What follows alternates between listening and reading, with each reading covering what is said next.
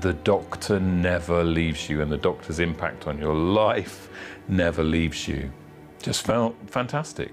It's just kind of incredible to think that that's happened in what, in the grand scheme of things, is a short space of time, but actually it feels like a decade has gone.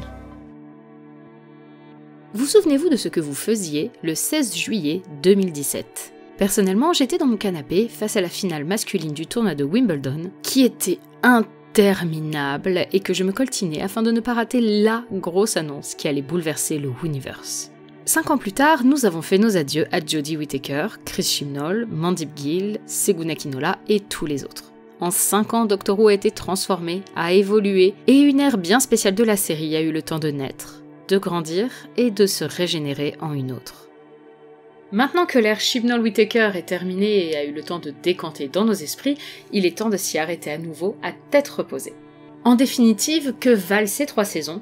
Voici notre opinion à froid.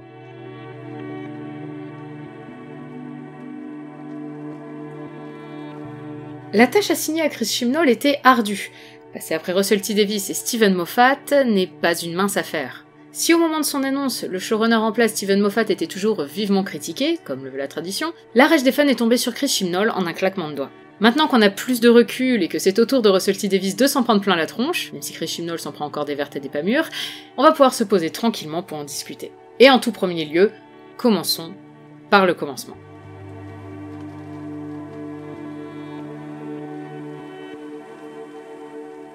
La saison 11 a énormément divisé lors de cette diffusion.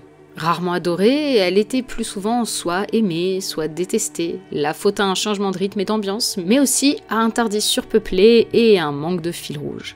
Je trouve que les fils rouges de Doctor Who sont la plupart du temps très artificiels, n'ayant pour but que de mener vers un final grandiloquent.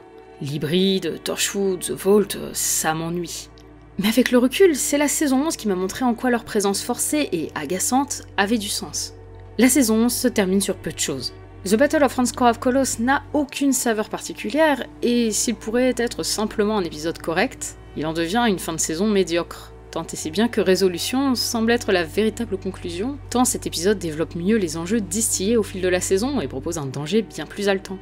Le fil rouge est bien là finalement, mais il n'a rien de grandiloquent et ne concerne même pas le Docteur. Le véritable enjeu, ce sont les conséquences de la mort de Grace, le deuil, mais aussi la famille qui se déchire et se reconstruit autour de ce drame. Un fil rouge, somme toute très touchant, mais peut-être trop humain pour nos attentes face à Doctor Who. Ce fil rouge autour de la famille de Grace nous ramène d'ailleurs à un autre défaut souvent relevé dans cette saison 11, le nombre élevé de compagnons. L'histoire familiale de Ryan et surtout de Graham permet de s'appesantir sur ces deux personnages, au détriment de Yaz, presque transparente dans cette saison, bien qu'elle aura l'occasion de briller dans les suivantes. 3 compagnons, c'était normal dans les classiques, mais force est de constater que ça ne convient pas vraiment au rythme et à la nécessité de développement de personnages de la New Who. Question rythme, la saison se rôde. À partir de Demons of the Punjab, elle est lancée, du moins jusqu'au final. Avant cela, ça tâtonne, ça tente des choses plus ou moins concluantes, ce qui est parfois assez frustrant. S'il est logique d'avoir besoin de temps pour prendre ses marques, ce temps n'est pas disponible quand on parle d'une série comme Doctor Who. Le public s'attend à être tout de suite dans le bain. Une demi-saison pour tâter le terrain, ce sont 5 épisodes qui risquent de ne pas passionner les spectateurs. En 5 épisodes, on a largement le temps de lâcher l'affaire si l'on n'accroche pas. Or, à part Rosa et The Woman Who Fell to Earth, dans une moindre mesure, cette première moitié de saison n'a pas grand-chose d'exaltant à nous offrir. La suite est plus alléchante, et si elle continue d'expérimenter, ses propositions sont globalement plus abouties, voire rondement menées en ce qui concerne l'émouvant Demons of the Punjab, le RTD-esque Kerblam et l'expérimental It Takes You Away. Il me reste néanmoins en bouche aujourd'hui un goût de trop peu quand je revois cette saison, et elle n'a pas positivement vieilli dans mon esprit. En la revoyant après avoir assisté à la conclusion de cette ère, je ressens un goût amer. Moi qui l'avais plutôt bien reçu à sa sortie, je ne peux aujourd'hui que constater que je l'estime nettement en dessous des suivantes. Est-ce un mal pour autant ?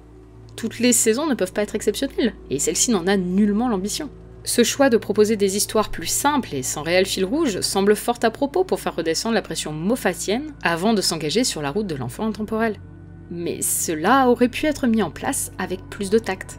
On ne peut pas retirer à Chris Chibnall sa volonté de déblayer le terrain pour une ère nouvelle et radicalement différente tout en collant à l'ADN de Doctor Who, en retrouvant un rythme plus calme et posé, parfois même chiant, ne le nions pas, que la série avait perdu depuis quelques années, et en proposant la saison la plus proche des classiques de toute la New Who. Mais cela s'est indubitablement fait au détriment d'une tranche importante de spectateurs. Le changement, oui, Mais s'il est trop radical et soudain, il peut faire fuir. Ce constat, que l'on peut faire dans la vie de tous les jours, est ici cruellement mis en lumière. Pourtant, abordons le sujet tout de suite, comme ça c'est bon, on en est débarrassé, les audiences de l'ère Chibnall-Whittaker sont loin d'être aussi catastrophiques qu'on nous les a vendues. Doctor Who est toujours immanquablement dans le haut du panier des programmes de la BBC. Et il est complètement vain de se fier aux chiffres d'audience depuis l'ère Capaldi. Les habitudes des spectateurs ont trop changé pour que ce soit pertinent de comparer avec les saisons précédentes. Néanmoins, il est indéniable qu'une partie de fans plus importante que d'habitude a déserté le navire et que cette saison si particulière n'a rien fait pour les retenir. Personnellement, il ne me manque pas, mais en même temps c'est pas à moi de garder le paquebot Doctor Who à flot.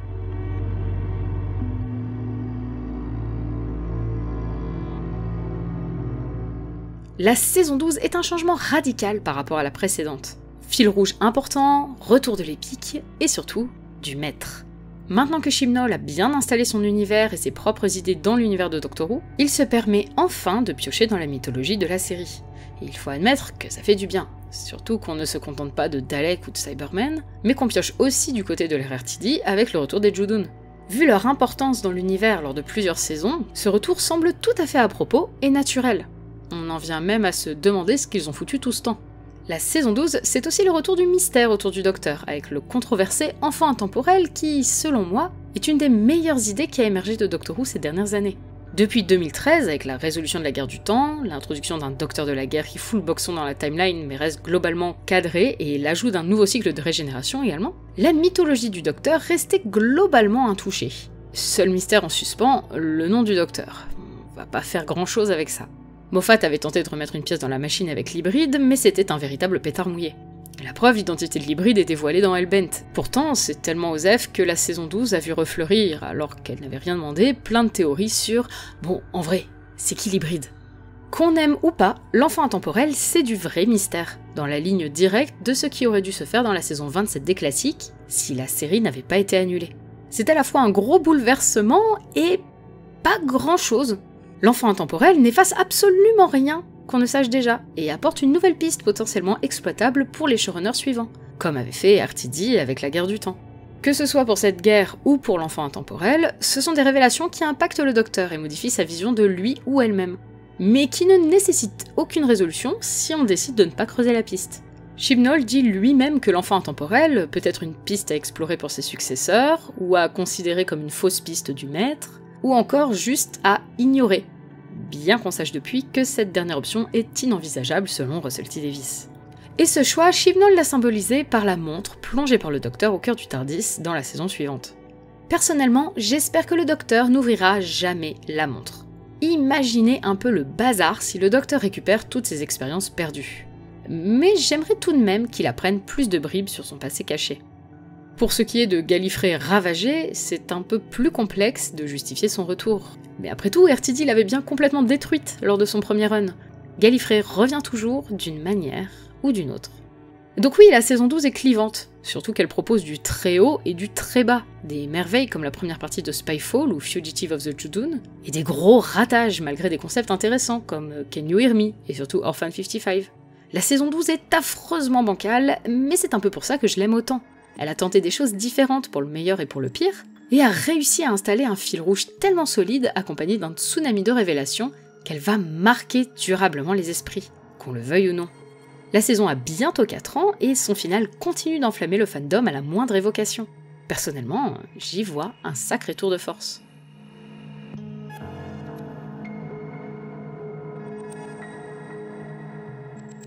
Pour parler de la saison 13, il est indispensable de la replacer dans son contexte, car elle doit sa forme si particulière au fait qu'elle a été produite en 2020. La saison 13 originale devait avoir une forme très proche de celle de la saison 12, et on ne saura probablement jamais de quoi elle retournait. Le Covid frappe, tout est suspendu. Doctor Who risque une annulation, comme énormément de programmes à l'époque, ou en tout cas un hiatus de plusieurs années. Mais Chibnall ne se laisse pas faire. Et ça, même si vous n'aimez pas Chris Chibnall, vous devez au moins lui reconnaître son abnégation. Parce qu'honnêtement, s'il avait pas fait de forcing, on sait pas ce qu'il y aurait eu. On sait pas si on aurait des célébrations des 60 ans, on sait pas si on aurait une nouvelle saison, on peut pas vraiment faire de tir sur la comète, mais en tout cas, Doctor Who se porterait probablement beaucoup plus mal qu'actuellement. La BBC lui dit que faire une saison est impossible. Il propose de diminuer le nombre d'épisodes et de faire une histoire unique, comme ça fait moins de costumes, moins de décors et moins d'acteurs différents. Il écrit seul la quasi-totalité de la saison, le tout dans un temps extrêmement restreint, et il instille à l'intérieur le flux, qui est une espèce de métaphore du Covid. Doctor Who est salué à l'international pour avoir repris les tournages si vite, avec des précautions extrêmes pour toutes les personnes qui travaillent sur le plateau, qui vivent dans une espèce de bulle sanitaire sans pouvoir voir leur famille pendant plusieurs semaines. Bon, je précise quand même que les équipes qui ont fait ça, elles étaient ok pour le faire, quoi. C'est vraiment les gens qui étaient motivés pour travailler en bulle sanitaire. Alors oui, tout n'est pas parfait dans Flux. Mais rien dans Doctor Who n'a jamais ressemblé à Flux. Le format unique de la saison y est pour beaucoup, mais il nous offre aussi un niveau d'épique et de tension complètement dingue, qui tient la distance au fil des épisodes. Je n'avais jamais rien vu comme Flux. C'est une saison généreuse, variée, drôle, explosive, effrayante, haletante. C'est un condensé de Doctor Who éparpillé à la dynamite. Certes, le final n'est pas vraiment à la hauteur des enjeux, tout particulièrement car il ne semble pas proposer de véritables conséquences suite au passage du flux. Ça, c'est un vrai problème. Mais l'honnêteté me force à dire que les résolutions dans Doctor Who, c'est presque toujours un peu nul, tant les enjeux sont massifs à côté. On peut aussi noter le cruel manque de développement du Grand Serpent et de Unit, clairement bâclé et pour qui un épisode de plus n'aurait pas été de trop. Je suis presque sûre que Unit était censé avoir un rôle plus important dans la saison 13 d'origine, mais qu'il a bien fallu ramener Kate d'une façon ou d'une autre, après que Unit ait été fermé pour cause de Brexit. D'ailleurs, ça c'était d'après Chibnall pour raviver l'intérêt autour d'Unit, que les fans avaient trop pris pour acquis, et c'était en effet une bonne idée, mais l'organisme aurait mérité un retour plus soigné pour que l'impact soit réel. Mais au-delà de ça, j'ai peu de reproches à faire à Flux. Les personnages sont pour la plupart bien écrits, avec enfin du développement du côté de Yaz, qui m'est devenue très attachante. Dan est une merveille, et son peu d'épisodes est un crève-cœur. On a aussi toute une ribambelle de chouettes personnages secondaires, avec Carvanista, Vinder, Belle ou Jericho. Notons aussi la présence de Swarm et Azure, deux antagonistes au look d'enfer qui m'ont foutu les poils plus d'une fois, dans leur numéro de sbire entièrement dévoué au service du temps. Vraiment, ce que je regrette le plus, c'est la quasi-absence de conséquences du flux sur la suite de l'ère, à l'exception du motif de la vengeance des Daleks dans Eve of the Daleks. Et non, je reproche pas au 13e Docteur en particulier d'avoir effectué un génocide de Daleks. C'est loin d'être son premier, et ça ne sera pas le dernier non plus. Le Docteur n'est pas la gentille innocente qu'on l'imagine être en effleurant que vaguement la surface. Le Docteur grand pacifiste, c'est seulement quand ça l'arrange.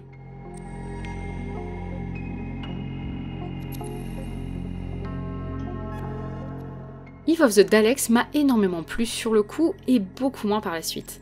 La raison est simple, c'est un épisode complètement idiot.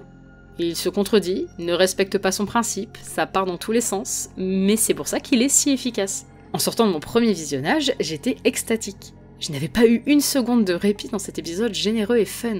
Alors oui, il est complètement bancal, mais il est extrêmement divertissant. Alors je lui pardonne un peu de n'avoir aucun sens. Ce qui n'est pas le cas pour Legend of the Sea Devils, ma plus grosse déception de toute l'ère Chibnall, même si probablement pas le pire épisode. En tout cas, il m'a fâché. Tout dans ce projet valait de l'or, de Madame Ching au démon des mers, en passant par la romance très émouvante entre Yaz et le Docteur, dont j'ai déjà longuement parlé dans ma vidéo « Le Docteur doit-il embrasser ses compagnes ?», donc je n'y reviendrai que brièvement.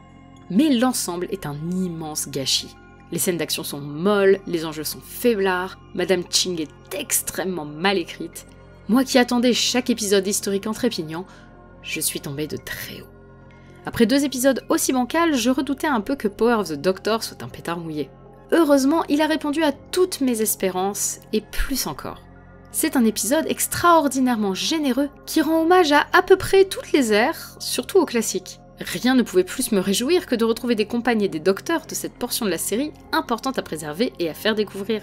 À ce titre, j'avais trouvé Day of the Doctor plutôt tiédasse, alors merci Power of the Doctor. Avec le recul, je pense que Power of the Doctor est le parfait épisode d'anniversaire pour les fans comme moi, puisque c'était l'épisode des 100 ans de la BBC. Là où je sais bien que les épisodes du soixantenaire correspondront plus aux attentes de la majorité des fans. J'ai eu le droit à ma célébration des classiques et du maître, avec en bonus ce que je pense être la régénération la plus visuellement époustouflante. Un bonheur de bout en bout qui va être difficilement détrônable à la place d'épisode anniversaire que je préfère. C'est bien beau d'aborder ainsi les épisodes, mais ce n'est pas tout ce qui compte. Sur une ère complète, on peut observer des évolutions importantes et le développement de points précis, alors qu'on ne pouvait pas forcément juger après une saison ou 2. Attardons-nous donc maintenant sur les personnages, et en premier lieu évidemment sur le Docteur.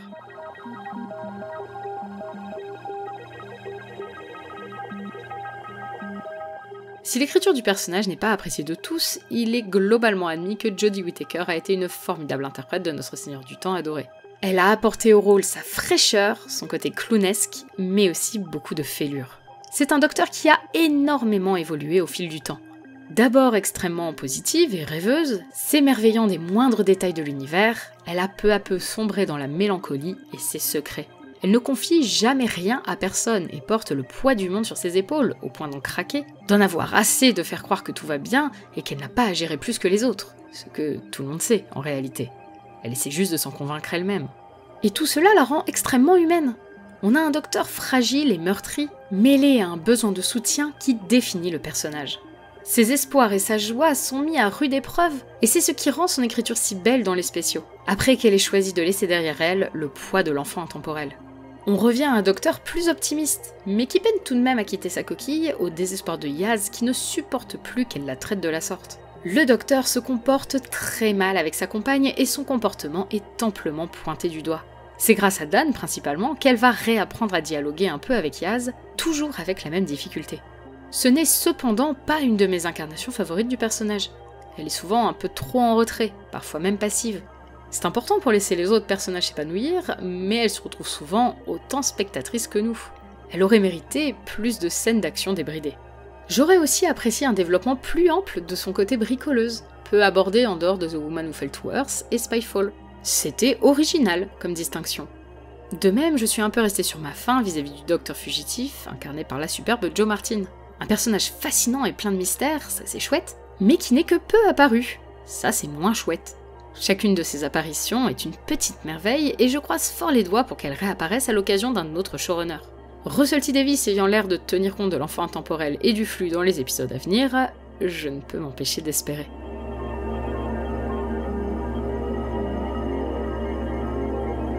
I feel really lucky. We've travelled the world with some of the most amazing actors. I've met like friends for life. I can't even describe it when I go through my pictures and I'm like hanging upside down, or I'm in Cape Town, or we've gone to Spain to film, and the amount of pictures I've got with the TARDIS, I can't put it into words, and I know that in years to come when I look back on it, I'll be like, I can't believe you did that. J'ai déjà dit plusieurs fois que je trouvais énormément de points communs entre cette ère et la période classique. Les compagnons sont un bel exemple. Et je pense que ça explique en grande partie pourquoi beaucoup de spectateurs n'ont pas accroché à la plupart d'entre eux. Dans l'ère Chibnall comme dans les classiques, les compagnons sont assez simples et parfois nombreux. Ce sont des personnages plutôt lambda qu'on pourrait croiser dans la rue sans y prendre garde, et leurs voyages avec le docteur ne sont en réalité qu'une succession d'aventures qui ne leur donnera pas une place de choix dans la destinée de l'univers. Ils sont donc assez modestes par rapport à beaucoup de compagnons des ères New précédentes, et peuvent ainsi parfois paraître un peu creux. Le principe de ce type de compagnon, c'est de représenter l'œil du téléspectateur. Nous vivons les aventures de ces messieurs et mesdames tout le monde, car nous pourrions être eux. Le résultat est qu'ils sont régulièrement encore plus passifs que le docteur, puisqu'ils s'effacent souvent. C'est à mon sens réussi quand ils ont tout de même le droit à leur moment à eux dans l'épisode, mais quand ils sont totalement transparents, ça me dérange un peu plus.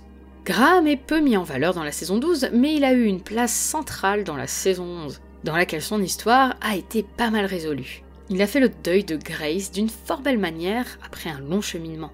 La saison 12 revient plutôt sur sa peur de voir ressurgir son cancer et son besoin de former une famille forte avec son petit-fils. C'est un compagnon fort touchant, probablement le mieux écrit de cette ère, car il a le droit à une véritable évolution. Bradley Walsh est juste en toutes circonstances et incarne à merveille notre drôle et émouvant Graham O'Brien. Et son retour dans Power of the Doctor a été la cerise sur le gâteau. Je lui souhaite de beaux jours heureux avec Ace. Dan, son nouveau pote des réunions de compagnons, est un personnage extrêmement frustrant. Tout est parfait chez Dan. Sa gentillesse, son humour, son empathie. Je craignais de découvrir un Graham bis, mais Dan a su conquérir mon cœur en quelques minutes à peine, et a prouvé qu'ils étaient radicalement différents, tout en partageant la même empathie. Mais comme je le disais, je suis frustrée, non pas par le personnage lui-même, mais par son faible nombre d'épisodes. Je suis persuadée que Dan avait tellement plus à nous offrir. Encore une fois, il n'y peut pas grand-chose s'il a eu le malheur d'arriver avec le Covid. Mais le fait que cet homme merveilleux n'apparaisse que dans 9 épisodes et se retrouve avec une histoire pas mal rushée car John Bishop ne pouvait pas participer à tout le tournage de Power of the Doctor, ça m'attriste. Je trouve que c'est un peu du gâchis. Yaz, quant à elle, a eu peu d'opportunités de briller en saison 11, et les 2 épisodes centrés sur elle le sont surtout sur sa famille. C'est un peu dommage qu'elle soit régulièrement dispensable en saison 11. presque en trop. Mais c'est en saison 12 qu'on découvre que cette invisibilisation n'est pas récente dans sa vie. Yaz gagne en profondeur et apprend à s'affirmer, à tenir tête au docteur et à prendre de plus en plus d'initiatives, jusqu'à se découvrir une complicité forte avec le docteur, et même au-delà. Son histoire d'amour avec le docteur, craintive et résignée, est probablement celle entre une compagne et le docteur qui m'aura la plus touchée de toute la série. Justement par ses non-dits et le respect que Yaz porte au choix du docteur. Dans Power, si leurs sentiments sont intacts, toutes deux ont eu le temps de prendre du recul et de réaliser que leur désir amoureux n'apporterait rien de bon. Et ça lui offre un très beau départ, sans torrent de larmes ni ressentiment. D'ailleurs, à l'exception du départ précipité de Dan, je trouve les départs des compagnons de cette ère très doux et beaux. Encore une fois, pas besoin de laisser un compagnon aux portes de la mort, lui effacer la mémoire ou le bazarder dans un monde parallèle. La team Tardis s'en va dans des adieux très humains, qui lui conviennent à la perfection. La vie continue. Par contre, celui qui me pose le plus problème, c'est Ryan. 3 compagnons, c'est beaucoup, et Ryan m'a toujours semblé de trop. Il n'est développé qu'au travers de Grace et Graham, et tous les autres problèmes personnels qu'il rencontre, tels sa relation avec son père ou la dépression de son meilleur ami, sont résolus par-dessus la jambe, en n'étant presque pas initiés à l'avance. Quant à sa dyspraxie, ça s'en va et ça revient selon ce que ça apporte à une scène ou non. De manière générale, ça n'a aucune influence. Les scènes impactées par son handicap se comptent sur les doigts de la main. C'est même un peu agaçant qu'il soit toujours bougon en saison 12, bien que ça justifie son départ. La saison 12 était la saison de trop pour Ryan, qui n'avait déjà pas brillé des masses en saison 11. C'est un peu triste, surtout qu'il n'est pas revenu dans Power of the Doctor en raison de l'emploi du temps de Tosin Cole. Enfin, c'est comme ça. Mais donc dans l'ensemble, je finis sur un bilan plutôt positif. J'ai aimé 3 de ses compagnons sans fioriture qui auraient pu être mes voisins ou mes camarades de classe. Ils m'ont fait réaliser une fois de plus que mes compagnons favoris ne sont pas ceux qui changent profondément l'univers ou l'existence du Docteur, mais ceux plus simples, comme Bill ou beaucoup de compagnons classiques, qui partagent la vie du Docteur le temps d'un double battement de cœur de Seigneur du Temps.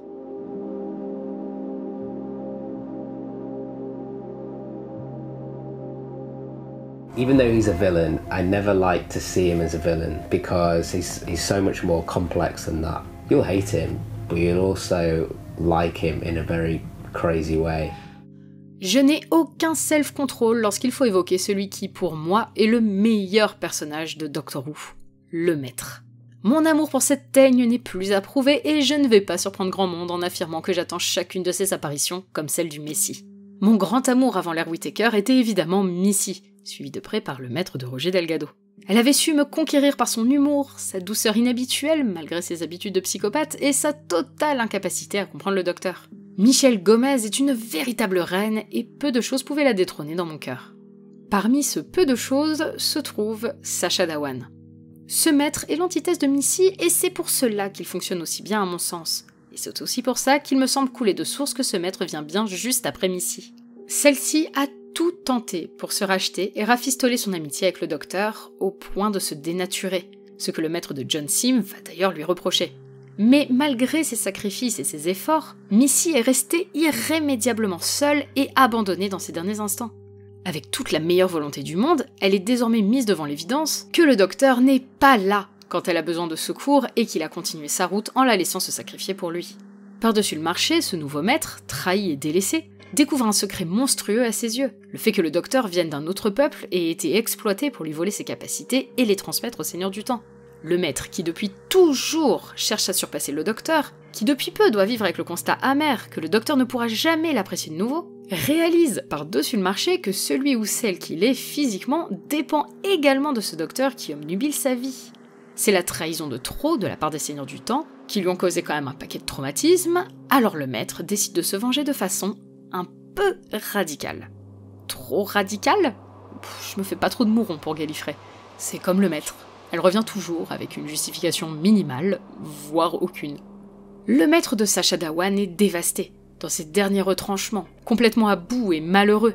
C'est un maître profondément déprimé, voire dépressif et suicidaire, qui ne craint pas la mort tant qu'elle lui apporte vengeance. C'est sans le moindre doute mon personnage préféré de cette ère, à la fois par son écriture, mais surtout par son exceptionnelle interprétation. Maintenant, j'espère tout de même qu'il se repose un peu avant de débarquer à nouveau d'on ne sait où. Le maître ne meurt jamais vraiment après tout, mais il est temps de laisser un peu de place dans les saisons à venir à de nouvelles menaces.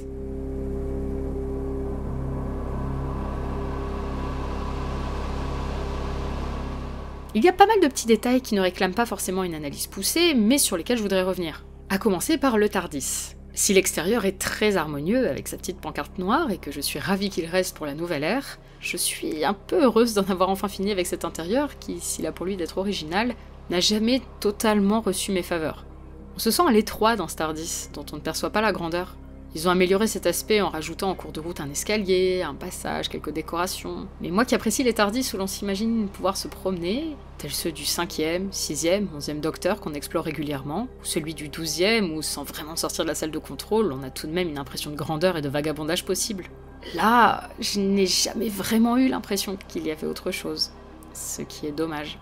Quant aux espèces de cristaux jaunes, je m'y suis relativement fait, surtout grâce à l'ajout progressif d'éléments d'ensemble et de lumière. Mais ça reste un TARDIS qui est loin de figurer dans mes favoris.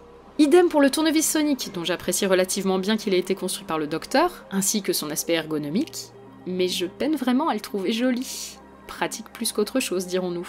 Je suis plutôt contente qu'on revienne avec le nouveau Docteur à quelque chose de plus classique.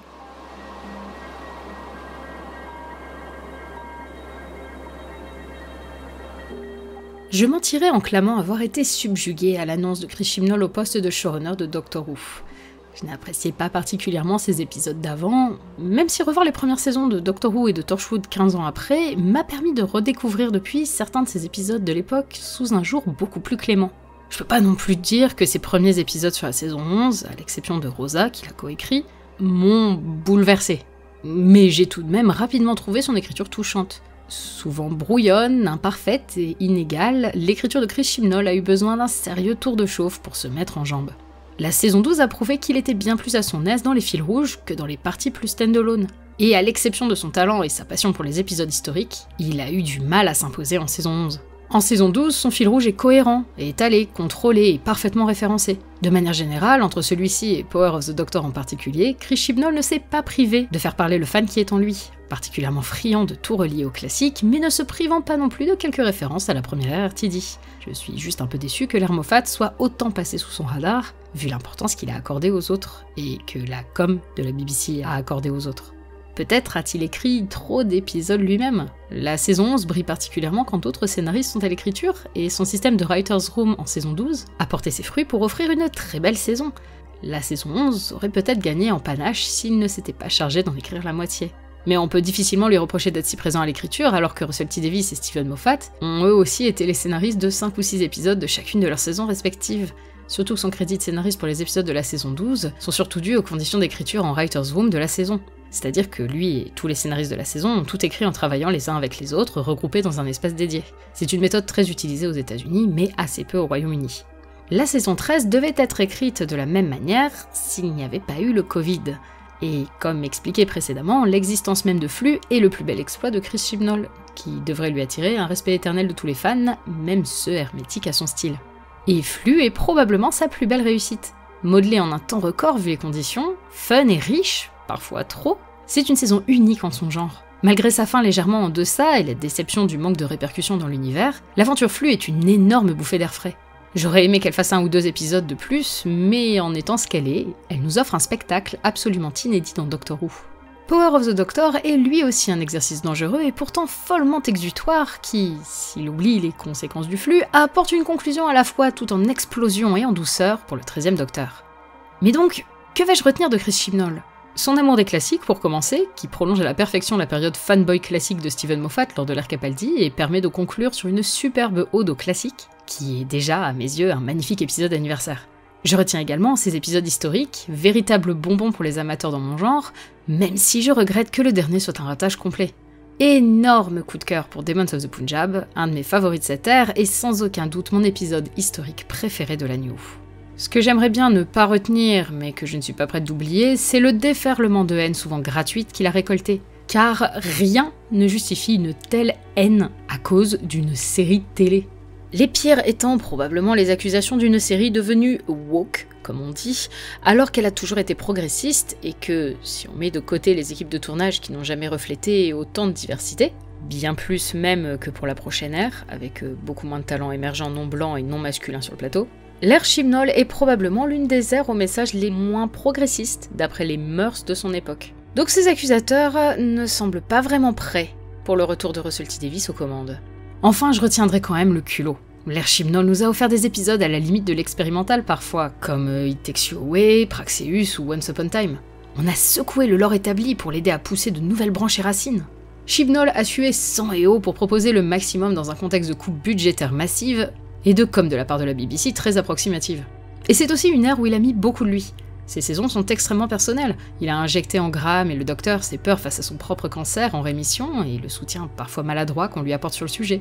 L'enfant intemporel est empreint de son parcours d'enfant adopté qui a cherché sa place toute sa vie. Et les saisons se déroulent dans les deux villes où il a grandi et étudié, Liverpool et Sheffield. Enfin, techniquement, il a grandi à côté de Liverpool, dans la ville de bord de mer de Formby, où on retrouve deux autres de ses lubies, un phare et des falaises.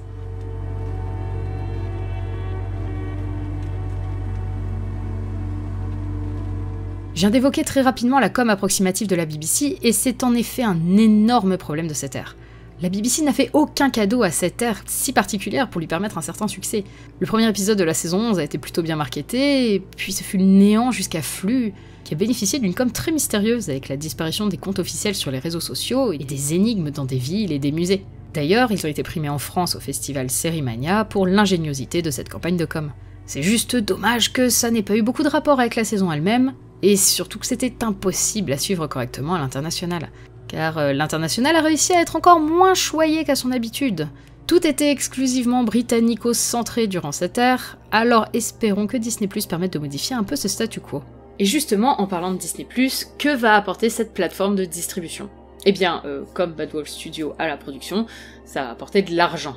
Car la BBC est complètement fauchée, et ça s'est senti à la fois sur la production de certains épisodes et surtout sur la communication. Cela a causé des changements plus ou moins préjudiciables, du genre les spéciaux de 2022 qui ont quasiment pas de com, ou la quasi-absence totale de goodies. Ajoutons à cela le peu d'épisodes par an, et le fait que le spécial de fin d'année a été déplacé à Nouvel An, afin de libérer une place dans le calendrier de la BBC pour le 25 décembre. Tout ça, ça n'aide pas à fidéliser un public casual qui pouvait déjà être refroidi par les fils rouges importants des saisons 12 ou 13. Mais rassurez-vous, Russell T Davies a amené ses copains de Bad Wolf Studio et leur argent. Maintenant la BBC a assez pour faire une com un peu plus agressive, et magie de Noël, elle a même réussi à retrouver un créneau pour Doctor Who le 25 décembre.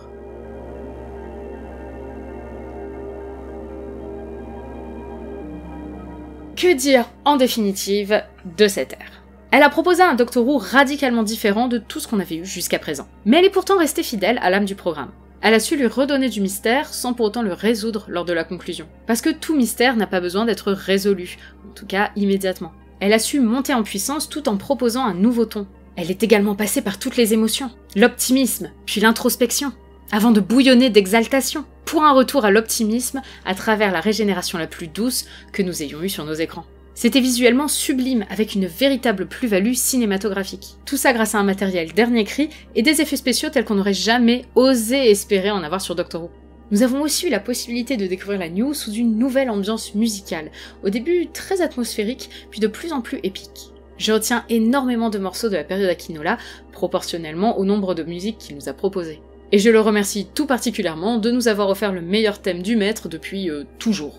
Alors, malgré toutes ces imperfections, ces messages parfois maladroits, sa qualité en dentier, j'ai aimé cette ère.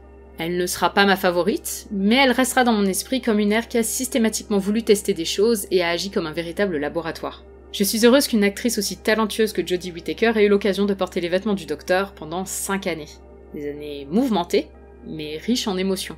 Et je suis également très heureuse qu'un passionné comme Chris Chibnall ait eu la liberté d'expérimenter avec une licence aussi établie. Je souhaite que cette ère puisse gagner ses lettres de noblesse avec le temps, un peu comme l'ère Capaldi avant elle, si décriée à l'époque et si aimée aujourd'hui.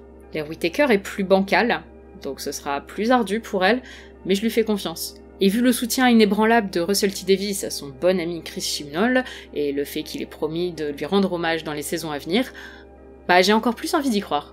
Et au pire, si les gens continuent de ne pas l'aimer, moi au moins, je me suis éclatée. It has been an absolute privilege and a joy, full of laughter and tears. Being able to play this gift of a role, it's been amazing. I've loved it. I've absolutely loved it.